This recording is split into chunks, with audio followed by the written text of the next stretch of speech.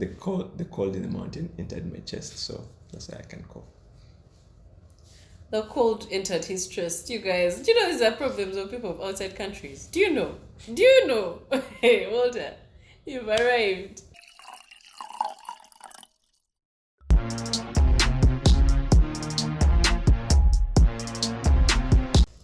Hello guys, welcome back to another episode of WineDown Friday.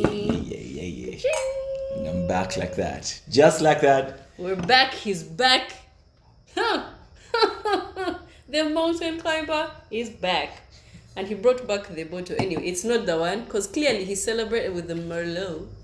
But this is a Cabernet Sauvignon, so... AKA Cab Sav. Cab Sav, AKA, yeah. Walter started using that word recently. I just said Cab Sav, fancy.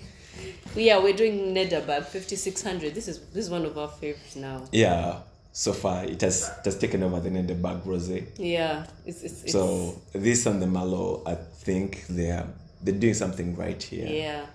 And the Merlot is not that bitter, right? It's not that bitter. And it has that dark chocolatey taste. And also, it's the acidity levels are just right. It's not too bitter. It's just right. So I'd recommend this bottle, and it's if you're within the budget of 30, 35. But some places it's 60,000. I don't know why. Yeah. But my favorite supermarket, I will not give them a shout out because they have to pay for it. But yeah, I get it at 32 roughly. So, yeah. Walter, welcome back. Walter even has a new haircut. Did you get a haircut at the mountain? Guys, I did not shower in the mountain for 7 days. So you come back. Oh my god. For real, for 7 days, there's no showering. It's because it's too cold. It's too cold.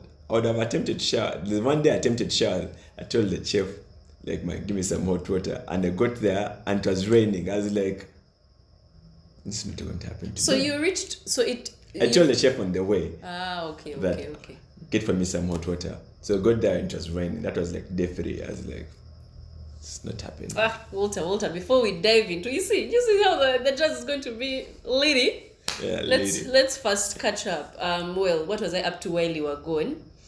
Mm-hmm. Friday reached and I was just there. I was like, what does a girl present to the wine downers? But anyway, my highlight was I met some chick that I've been following that I feel like we are besties. I met her at a content creators dinner. It was bellissima.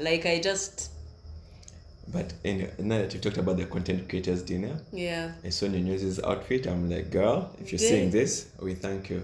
For me, I saw it after.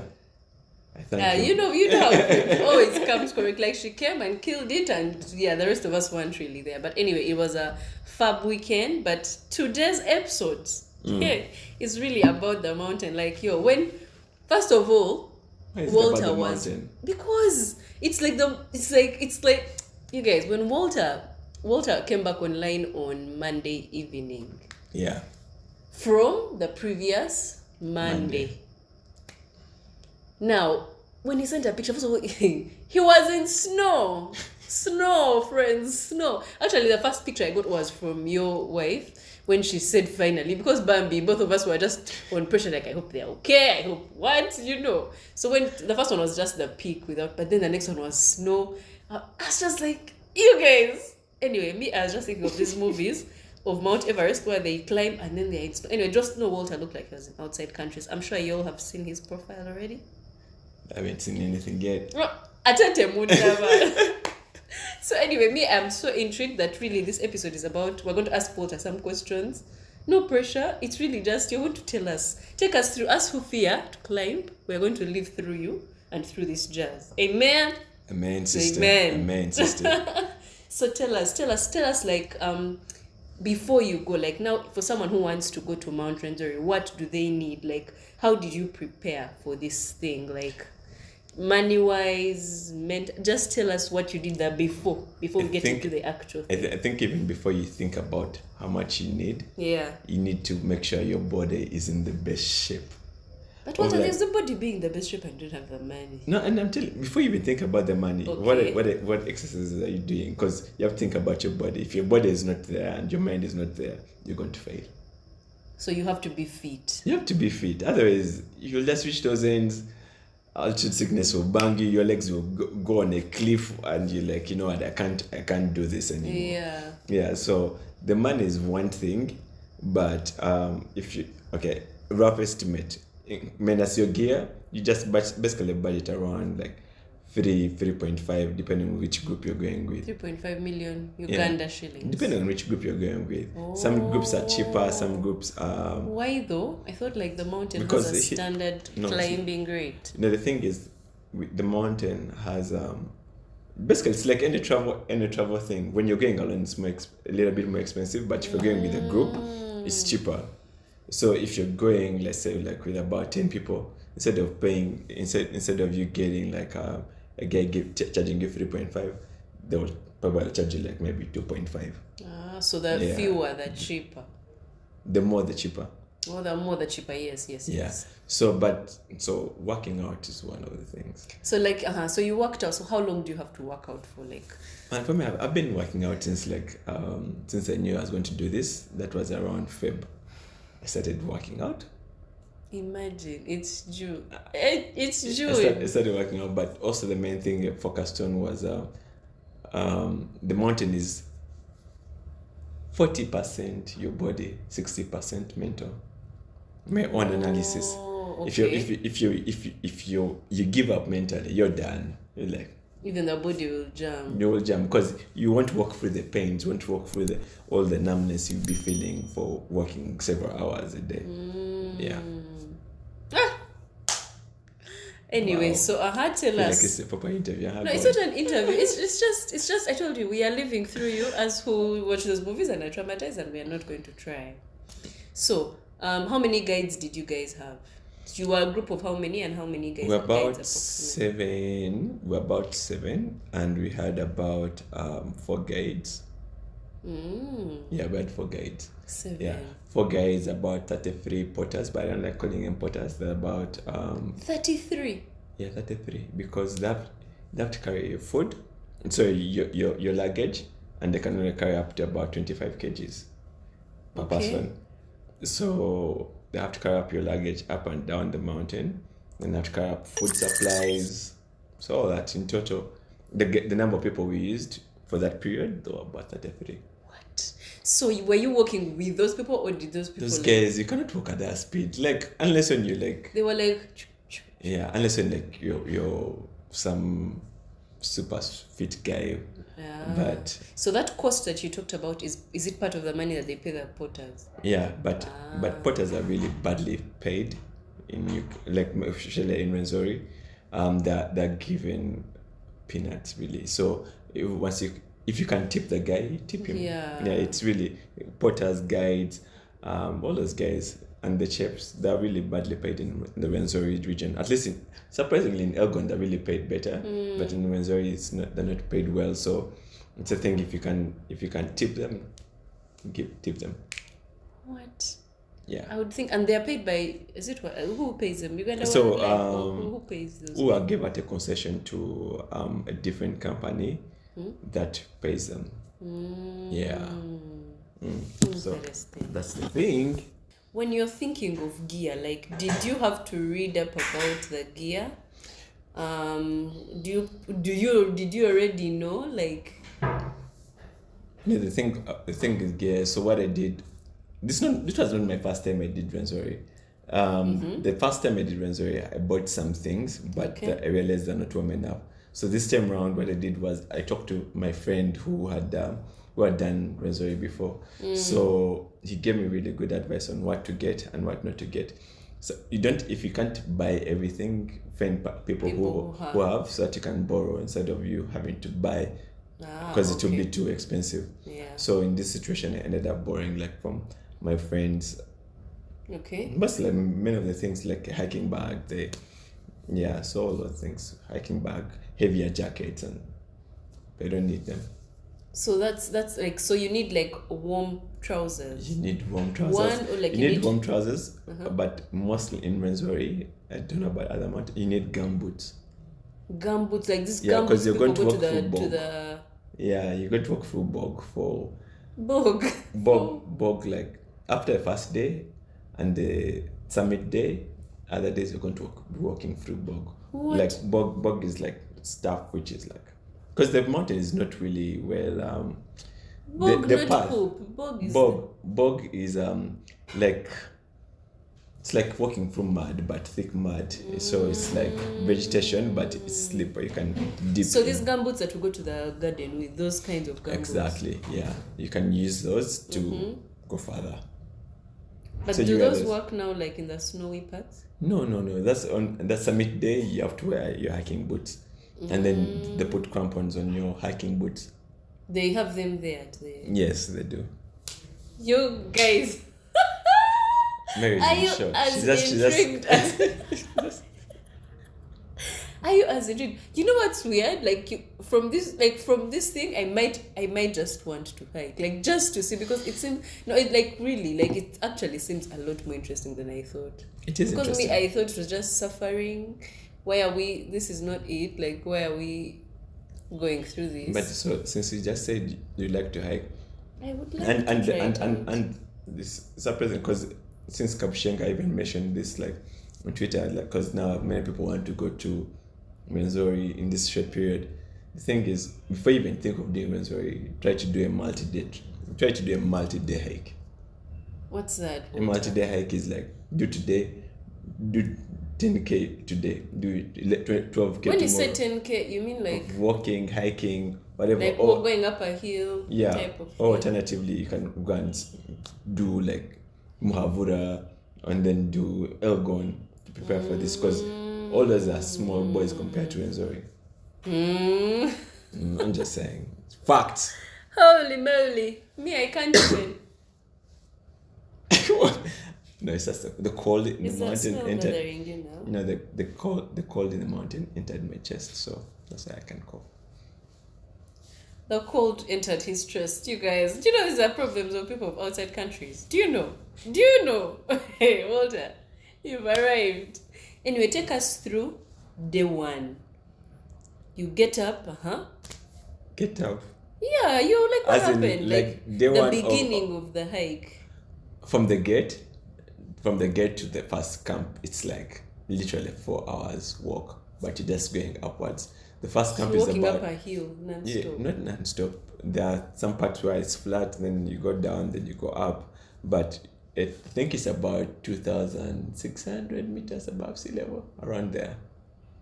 So it's pretty chill, but when you get there, since your body is used to being at low altitude, you're going to feel cold. So it was a cold day. So it starts, as in first day one, it's cold already. It's cold. It's going to get cold. So you just did day, like that day you did only base camp and you stopped? No, you go to the first camp, Yeah.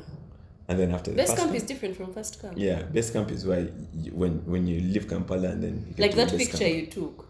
That first picture, that picture you took before you started. Yeah, that's base camp. That's base camp. Yeah. Then And you go then- to the first camp. Exactly. That's the one that is 2,000 what? Yeah, and then after that you go to the second camp. Second camp, depending on which route you use, because some people use the Clember route, but many guys use the Central Circuit route. What's that? The Central Circuit route. This you guy. you go- Hold on, you're not showing off.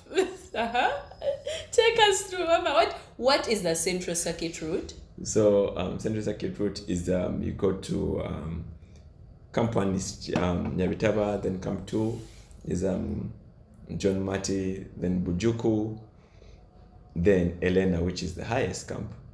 And then from Elena you do Kitandara, which is at about 4,000 meters, and then Gayoman, which is about 3,000 something. I've forgotten the specifics. And then from Gayoman you come out. So that whole thing, it does a loop. Oh, it's the going round but Yeah. climbing. Yeah, but so some people usually what they do when they summit, they don't go through Kitandara and Gayoman. They come down for the same route that they used to go up, because this other route it's a beast. It's tiring. Are you serious? The one you guys took? Yeah, because we're doing a central circuit, but some people don't do the central circuit. They just go back the same way they came because it's easier. And so if you're like you're feeling unwell, it's the route where they usually tell guys, you pass. Yeah. Interesting. Is it? So, what was your which day do you like now? Where does the snow begin? Where? Snow begins when you're going to Elena. So there's this part where we go to. Elena is like the fourth camp. It's about 4,500 meters above sea level. And so when we're getting there, it started snowing. So later I have a video where You guys imagine you have snow in Uganda. Like, you see, I might just go there just for this because what? So it started snowing. Yeah. And like, so is it heavy snow or it was just it was light. light? But surprisingly, the second day when we slept there, we woke up to like there was a snowstorm. And you woke up and the iron sheets were all white. I was like, wow, Or like when you say iron sheets, like the actual buildings there. Yeah, like wooden, but you can sleep in, and then there's iron sheets all over them. And it's so even there, there's just iron sheets, so it must be very cold. Yeah. Ooh, so you sleep in all your clothes, even in your hiking gear, generally. I was sleeping, not the boots, just socks and a sleeping bag. So my sleeping bag was a minus 34 degrees centigrade. Are you serious? It's really warm. Really, really warm. Yeah. Okay, so you said it starts at Helena. Is Helena the last before the summit? It's the last camp. It's the last camp before the summit. So is that on the last day? No, that's not the last. That's day 4. Basically, you get to. So day 1, depending on how fast you move, because some people do. I've friends who have done Rwenzori up and down in 36 hours. What? Yeah, the guys are crazy. That's crazy. Yeah, but for us we did it in 7 days. So, day 1, camp 1. Day 2, camp 2. Day 3, camp 3.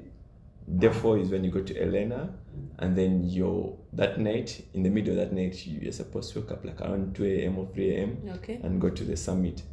The summit is Margarita. So depending, you have to go at the speed of the slowest person. Okay. Like in our group, we are going at the speed of the slowest person. Yeah, and it ended up taking. So you started at what time? Like let's say 3:30 a.m. It's so still cold. It's cold and dark, but you have head torches, so you have to start moving, because what the guides don't want you to do is get to the snow, the glacier, and it's hot, and so it's harder to climb because it will be because melting. of the heat. No, it will start melting, and so they don't want to also put people at risk. Yeah. So what time did you reach? So you left at 3:30. What time did you reach Margarita? 12 p.m. What? God damn, that is crazy. Ask me what time it is. So the distance between Elena and Margarita. Yeah, what's the distance? 2.5 kilometers. That's not too far. Exactly, but it's like this. And so that's the air is thin, so you're struggling to breathe. Like every after 5 steps, you're like, you're trying to breathe, but like I said, we're moving at the speed of the slowest person. Yeah. So you might want to go fast, and our group are small. You cannot go fast because the slowest person is the pace setter. They're like the ones in the front. Exactly. Hey. Yeah. I'll never want to be the slowest person. That's just so embarrassing. No, but it's okay. It was like a whole team thing, so it's okay. We don't no feelings. No hard feelings. Hard, oh, Hollywood, well done. But 14 hours to and fro. That's what we take in total. To the peak and back. Yeah, and back to and that was in one day. Yeah, and the next day we had to do 12 hours because we were supposed to sleep at Kitandara, which is the camp where you should sleep when you're leaving the summit. But we slept at Elena for 2 nights because we were too tired. Yeah, to continue. And then we just went straight to Gayoman. And that took us 12 hours. You guys, the exhaustion. I'm even imagining it, but I'm going to. I have gas. Walter. Now, what you've been really dying to do this thing. So what I'm sure you had some hard times. I don't know. Just tell us about your overall experience. What did this trip, was it a trip? This thing you've been dying to do is hike. Yeah. What did it bring to light about generally life, your mental strength? Like, just take us through what was going through your mind. Like, I think the whole thing is, one, I so determined to make it to the summit, that no matter what happened on my way, as long as I don't have a broken leg or anything, yeah, I was going to summit. Like, so I had preparation as in my way, as in my mind. So it's a mental thing. Yeah. So what it taught me though was, with every step, just keep putting the other foot in front of the other. No matter, so, because there are many obstacles there, because you're going to meet slippery rocks, you're going to meet bog, which are going to exhaust you, you're going to deal with altitude sickness, which is going to make your breathing hard, but you keep pushing forward. And for me, the lesson basically for me was like, what it taught me, like, I can achieve anything I put my mind to, as long as I'm not willing, as long as I don't give up. Yeah, so the whole thing comes down to not giving up. Yeah, for me. Like, so now you're like more motivated than ever to pursue your dreams. Yeah. Because if you can conquer this, you can conquer that, like, so many people have tried and so many people have failed. Yeah. So if you can conquer this, then. And the fact that you had actually tried before and failed, and you had failed, so that was just, you were just like, I can't. How do they see me again? I cannot fail like I'll tell you this. Like, there's I think when I got to Elena, so my allergies were really running bad. Yeah. And I remember thinking to myself, like, maybe what if this altitude is hitting me? I'm like, whether it's hitting me or not, I'm going. As long as I can walk. So the good thing is I had medication. Like, so I took some painkillers, and then I just. So you had pain, like a headache and stuff. Yeah, I had a headache, but also had as if sinus thing. So yeah. Oh wow! I'm so motivated. Like. It's doable. The thing is, it's amazing what your mind can do when you're so determined. Yeah, it's like we literally, what you're saying is like we limit ourselves so much. Yeah, exactly. Like, the limiting starts from here, and yet our bodies can achieve so much more. Exactly. So imagine our bodies and our minds. Exactly. So imagine if we just set our minds to like greater things. Exactly. Things we can achieve. Yeah, let's not be mediocre. Let's be great. To trigger it. Anyway, guys, I really think I'm going to next year at this time. You're going to have done Rwenzori. Check on me. I swear, I'm actually thinking about it. I just need to convince a few people and start working out now, because you see what I started in Feb. Some of us, we need to work out for a year. Before you do Rwenzori, let's just do these hikes of mountain slayers, and then you'll tell me how you feel after this. Okay. Yeah. Okay. No problem. Let's start there, because 7 days. Anyway, Walter. It's doable. Thank you. He's talking. Because he's a mountain slayer. How many mountains has he slayed before he slayed this one too, man? I'm counting in my head. Imagine he's counting. Nil, 0. But no, very, very, very motivated. Very proud of you. Thank you for taking us along as Wine Down Friday. You took the bottle. You know what I kept saying? I'm going to take a bottle. Should I take a bottle? I was like, well, but want it added to your luggage, blah, blah, blah. My God, the man really took a bottle. To the summit. I'd celebrate. And it was chilled. It chilled because of the snow, man. That was dope. The cold was just so kind to it. I was like, you know what? I have to do it. Awesome. Well done, you. Oh, thank you. Cheers. I feel like today it has been really merry interviewing me. So yeah, but also, guys, I am sure you're intrigued. I'm sure so many of you have not climbed the mountain and you have all these questions. So yes, you can DM us if you need more questions. If you have more questions or anything. Exactly. So, yeah. But it's doable. But don't go in unprepared, because for sure. It will end in tears. In tears, you may not even reach the base camp.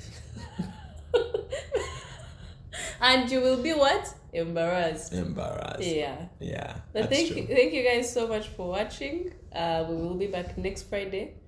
Are you guys seeing how Walter is still tired? He's still adjusting. Am I? Yeah, he's there. He's still kind of altitude sickness. Altitude on these levels. Altitude. I tested my oxygen levels with the oximeter. I was like, I'm on 95. I'm really good. 98 actually. When you were there? Oh, here. Yeah, okay. Yeah. So I'm really good. Anyway, we'll see you guys next Friday. Bye. Bye.